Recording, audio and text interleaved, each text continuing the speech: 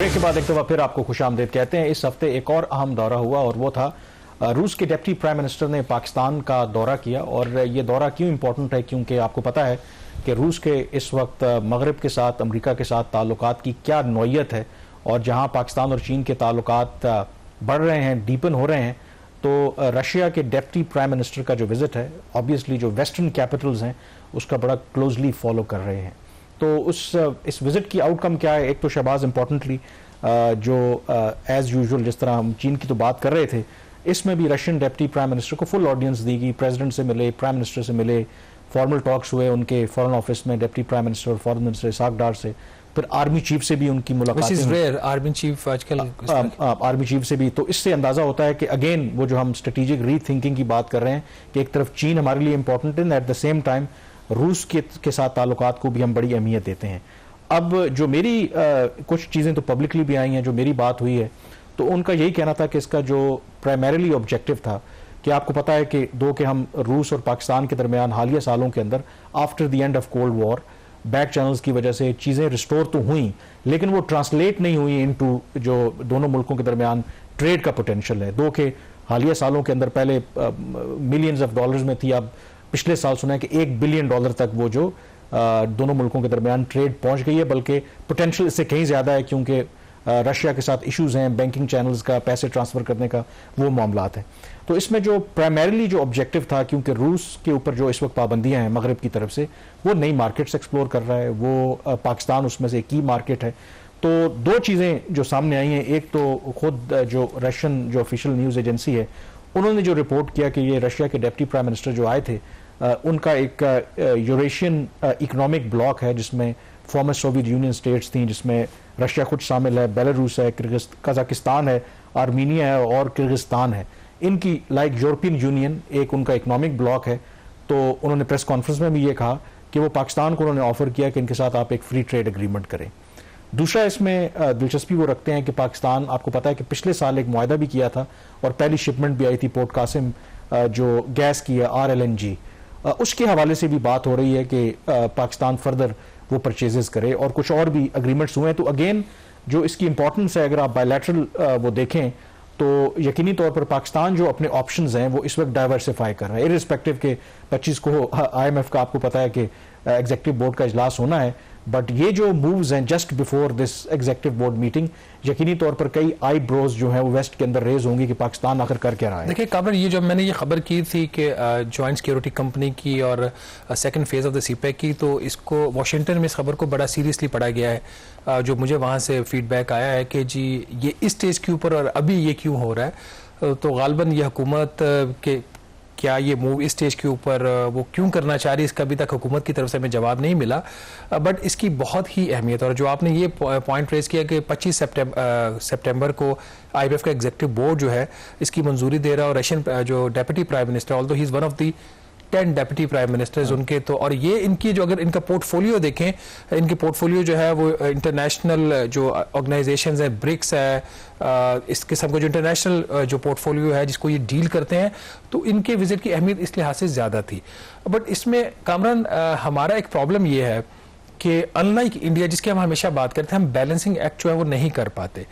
Chinese approach towards पाक US relation वो ये है कि पाकिस्तान के लिए ज़रूरी नहीं है कि वो चाइना को कॉम्प्रोमाइज़ करके अमेरिका के साथ ताल्लुकात रखे।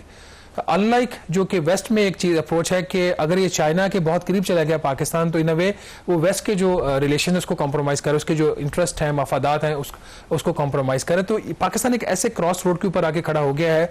अब अगर इधर से इस साइड से बेनिफिट लेने की कोशिश करता है चीन से, रूस से, तो मगरब का इनको खदशा है कि नाराज़ हो जाएगा। खासतौर पर ये जो गवादर से रिलेटेड खबरें जहाँ से भी आ रही हैं, मोर इम्पॉर्टेंटली अगर आप इसका देखें, जो इंडिया का है, जब यूक्रेन वॉर हुई है और वेस्ट ने सैंक्शंस लगाई हैं, उसकी प्राइस कैप लगा दी है रशियन ऑयल के ऊपर, मैनी फोल्ड्स उनके तेल की जो दरामद है इंडिया की फ्रॉम रूस वो बढ़ गई है। सिर्फ उन्होंने पिछले साल, मैं इंडियन प्रेस को पढ़ रहा था, जो उन्होंने रशिया से तेल दरामद किया, $8 अरब की उनको कम से कम सेविंग हुई है।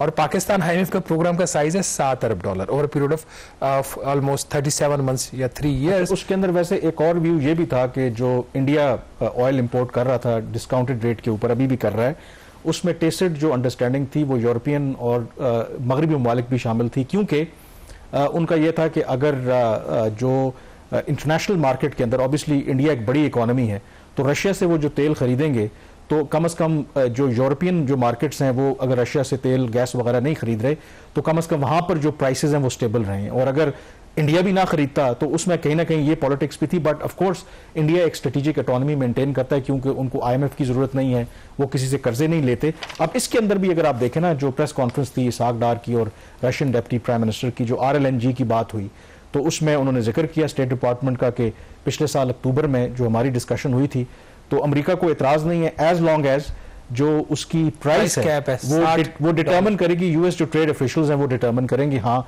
अगर आपको इतनी कीमत के ऊपर रशिया आपको RLNG देता है तो आप उनसे खरीद लें। $60 का कैप है ना पर बैरल, कहीं ना कहीं उससे बिलो खरीद लेते हैं तो ठीक है, उनके ऊपर भी डिपेंडेंट है। बाकी ये बात है कि बिल्कुल पाकिस्तान को जो अपने ताल्लुकात हैं, एक जो बैलेंसिंग एक्ट होता है जहां पर आपके मफादात का तहफ़्फ़ुज़ होता है। अगर आपके इंटरेस्ट इसमें है कि जी आपको अगर फ़र्ज़ करें RLNG अगर आपको सस्ते दामों मिलती है, अगर रशिया से मिलती है, तेल सस्ता मिलता है, जैसे आपके लोगों को, आपकी मईशत को फ़ायदा है तो ज़रूर फ़ायदा उठाएं। सेम अगर आपको यूरोपियन यूनियन से या अमेरिका से कोई फ़ायदा होता है तो आप बिल्कुल लेना चाहिए, लेकिन किसी एक कैंप में नहीं जाना चाहिए। लेकिन वो उसी सूरत में हो सकता है कामन इकोनॉमिक स्ट्रेंथ नहीं है ना हमारे पास। प्रॉब्लम है कि हमारे पास इकोनॉमिक स्ट्रेंथ इस वक्त बिल्कुल नहीं है, हम स्टैंड नहीं ले सकते। हालत इतनी हमारी बुरी हो चुकी है, जैसे भी हुकूमत जो भी दावे करे, हालत इस वक्त यह है कि $600 मिलियन का जो कर्जा है, इसके ऊपर हम कल के प्रोग्राम में मजीद इसके ऊपर भी बात करेंगे। कुछ और दो इससे रिलेटेड जो इश्यूज हैं, IMF ने हमें इस हद तक हमें फोर्स किया कि वो पाकिस्तान की तारीख का महंगा तरीन कर्जा हमें लिया, और एक स्टैंडर्ड चार्टर्ड एक जो बैंक है उसने उस चीज को पूरा एक्सप्लॉइट किया। तो हमारे लिए हम स्टैंडर्ड चार्टर्ड बैंक के आगे नहीं खड़े हो सके, IMF के आगे नहीं खड़े हो सके, हम कैसे स्टेट डिपार्टमेंट के आगे खड़े होंगे, ये एक चीज आई थिंक उसमें जो इंपॉर्टेंट फैक्टर है कि let's give them despite all these pressures, कि हम अगर चीन के साथ और रूस के साथ किसी भी तरह से एक कोशिश कर रहे हैं ताल्लुकात को बावजूद इन प्रेशर्स के, तो ये एक अच्छी बात है, पाकिस्तान के मफाद में भी है। दूसरा, ब्रेक पे जाने से पहले एक और आप कह सकते हैं कि डिप्लोमेटिक सक्सेस भी है कि रशिया ने सपोर्ट किया है पाकिस्तान के कैंडिडेचर को कि वो ब्रिक्स का मेंबर बने। ब्रिक्स एक ऐसी इमर्जिंग ऑर्गेनाइजेशन है जिसमें दुनिया की अब जो बड़ी मईशत हैं, जिस तरह रशिया, चाइना, इंडिया उसमें शामिल है, मजीद 5 और मुल्क भी इस साल के शुरू में उसमें शामिल हुए थे। तो उसके लिए उन्होंने कहा है कि वो पाकिस्तान की जो मेंबरशिप है उसको सपोर्ट करेंगे। फैसले क्योंकि ब्रिक्स में कंसेंसस से लिए जाते हैं, तो एक इशू जरूर आएगा कि क्या भारत पाकिस्तान की मेंबरशिप को सपोर्ट करेगा। प्रेजेंट सिचुएशन में देखें तो it is highly unlikely, but at least 2 major countries Russia and China are supporting Pakistan membership in BRICS. यहाँ पे ब्रेक लेंगे, ब्रेक के बाद इन दोनों इश्यूज के ऊपर एक्सपर्ट का जो व्यू है वो लेंगे। So stay with us.